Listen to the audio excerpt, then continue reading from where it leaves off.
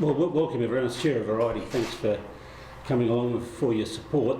Look, we're 2 years into a 3-year deal with Port and the Crows, whereby Variety support their foundations to do the good work they do in the community. I think it's an opportunity to sort of shine a light on the great work that the two clubs actually do, and it's our honour to be able to sort of help them in doing that terrific work that they do with our young people. It certainly ticks a couple of boxes for us as far as the money we raise going to really good causes and seeing value for the money that people give to Variety. So if we can keep to questions about the work the clubs do and Variety for just the first little bit and then kick into the footy. So you roll that deal on again, Rob? You look to extend it? Yeah, we'll talk probably next year about that, but yeah, it'd be good. We find it's a good way of promoting what Variety do, but also it does promote what the clubs do, because the clubs do a hell of a lot of good work, particularly with kids, that doesn't always sort of make the newsroom. Practical, or a few of the coming together, Variety and the clubs over the last year? I think it's been really good, and it's one where the clubs can really come together as well. So I think as far as shining a good light on the clubs and within the community, I think it's important for that. But one of the things about it is, it's a tangible result of more kids getting helped. Thanks, Ollie. I know both of you guys do a lot with charity, so it must be good to come for a common cause. Yeah. First Showdown, Press, you can go first. First one off the boot, right? Yeah, look, our club's a community-born club, and we pride ourselves on all the programs that we run in the community, and to be associated with Variety for this, I guess the Showdowns, it's I guess gives those underprivileged kids and children in need that perhaps don't have the voice or they can't do anything for themselves yet. I guess we're helping them, give them an opportunity to sort of flourish. Sort of prime example Friday night of what the Collingwood Football Club did for a kid that is going through a massive challenge himself, and I think a lot of people that watched that would have probably had a little tear in their eye, and it's amazing what they could do. And saw James Harms, what he did with the Melbourne supporter, so it's just examples of what we can do to help others that are in need, and we enjoy doing it. I certainly do, and the more we can do it, the better off our world will be. You get a chance to seek any outtakes? Sort of a tweet from you saying it's one of the greatest things you've seen on a football field. Do you get a chance to seek any of that out and do it from a Crows perspective? Oh, we're forever doing things like that, which we enjoy. We enjoy going to the hospitals. We enjoy seeing kids that come and we put a smile on their face to see what we do. It's just a little thing that we're so lucky to be able to do. We get to live our dream, but some kids are less fortunate than we are. So to be able to help them out in any way, that we certainly love and enjoy doing that. Ollie, first Showdown captain's presser for you. How's the feeling ahead of the week? Yeah, no, we're excited. Look, we've made a pretty big call this year to move on from losses, and Friday night was very disappointing that we've moved on from that. We'll review it today, and it doesn't get much bigger than this game twice a year for us. So we know the Crows have got a bit of momentum coming into this match, and they're starting to hit their straps. So very excited to go to Saturday. Home Showdown, is it just help settle, given the sort of young guys you have in your team, a few guys that have experience with Showdown, so help having them home one first? Yeah, perhaps. I haven't really thought about that, but yeah, it might make it a little bit more comfortable for them at this stage. Look, they're going to have a long career, so they're going to have to deal with these, and I guess to get thrown in the firing line early, it's probably important for their development, but it will probably make it a little bit more comfortable being the home ground. Sounds like an away Showdown from a player's point of view. How has the atmosphere changed from away Showdown for you guys? You don't have as many supporters there, Theo. I enjoy playing away Showdowns. Quite hostile supporters and environment, but it's always good. It makes it even better that we're 6th and 7th on the ladder, so it's going to be a pretty hot game on Saturday. I think it's Saturday night. Bit of rock up on time. It'll be great fun. It's just going to be another great Showdown. Tex, I think you said yesterday was one of the most physically demanding games you played in post-game. How have you pulled up? Yeah. Any worries with the body? Oh, I'm pretty sore running, to be honest. Sore and a little bit tired, but yeah, pretty ugly sort of game. There's 3 goals at half time.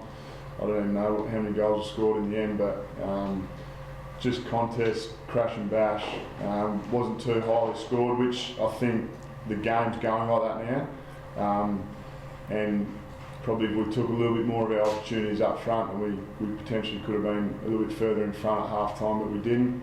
Then in the third we got a couple of goals, and that probably ended up being the difference in the end. I was going to ask you, is that the way footy's going, and is it frustrating as a forward, or is it just the game? I think the game is going like that. The 6-6-6 that teams now predominantly keep their 6 defenders. They don't try and roll one back, or it is certainly making it harder to score. And it's just hard to transition the ball from your defensive 50 all the way up the ground. So teams that can get field position and keep in their front half predominantly win games. And no chance you'll miss. I imagine you said you saw, but you'll find. I'm good, mate. Just generally sore. So the 6-day gap between games for you guys, or is Port getting an 8-day gap? It's a bit unfair, isn't it? Yeah, well, does that make a big difference this week? You said yesterday it was such a physically taxing game. No, not at all. There's that much physical performance that goes into things, and we'll recover really well. Like Port, to review the game and move on as quickly as we can and prepare for Port. So it'll be more of a light week on the track for you guys. We'll be a little bit lighter, yeah. Ollie, from your point of view, extra 2 days, is that an advantage for you guys?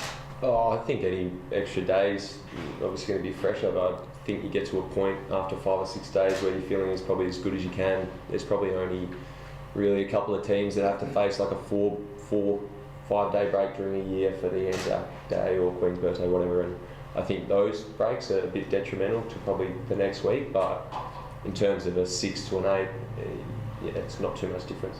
And personally, you were a bit down on yourself Friday night, quite animated on the bench. Why was that? Oh, just a bit frustrated with my game and sort of how I led the boys on the night. Weren't able to sort of impact the team early in the game when the game was on the line, and look, by the time we sort of started getting rolling, the game was almost over. So just a little bit of frustration on my behalf. How keen are you to make amends in your first day showdown, I guess, as a captain? Yeah, very keen. Look, we as players love playing in the big games, and as I said before, it doesn't get bigger than this. And as captain of this proud club, to be running out my first showdown as captain, it'll be something special. What do you think in that moment, Ollie? That we all saw the vision. What do you think in that moment? Because it's like it's a really human moment, and we don't see a whole lot of that often from footballers. I think it was, I just turned a handball over that went down to an opposition goal, and I was just pretty frustrated, and it was sort of, things were tipping towards that all day, little things going wrong, and it just sort of cultivated to that moment. So something I'll learn from, and do it this way. Do you think your teammates like that? Get a captain that wears his sort of heart on his sleeve? I guess it can be used at different times. You don't want to do it all the time because, my sort of perspective on a leader is someone's strong and pretty bold. So I guess you've got to show a little bit of vulnerability at times, but not overusing that. So how do you move past it though? Is it like when that sort of thing happens, is it good just to deal with it and then move on so you can concentrate the next play? Yeah, definitely. And as I said before, as a team, we've sort of tried to move on pretty quick from things. And me as an individual is very much in that boat. Put things behind me, and just knowing that whatever I do now, I can't change the outcome of what's happened, and get on to the next moment. So I think Ken Hickley was quite animated to a quarter time. Does he often give those sprays, or is it just that we saw it while we're at? I think we would like it. Yeah. Oh, look.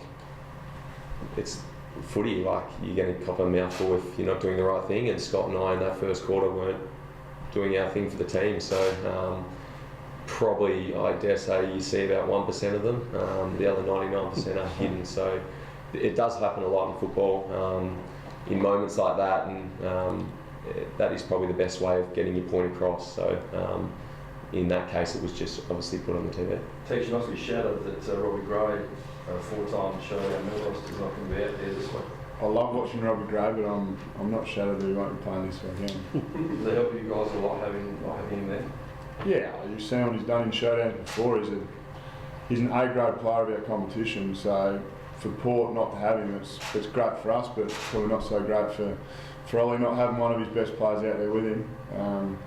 he won't cause headaches this week. I suppose in that regard, Tex, you probably hope that the Port co-captain Tommy Jonas doesn't get up either with that calf injury he's got at the moment.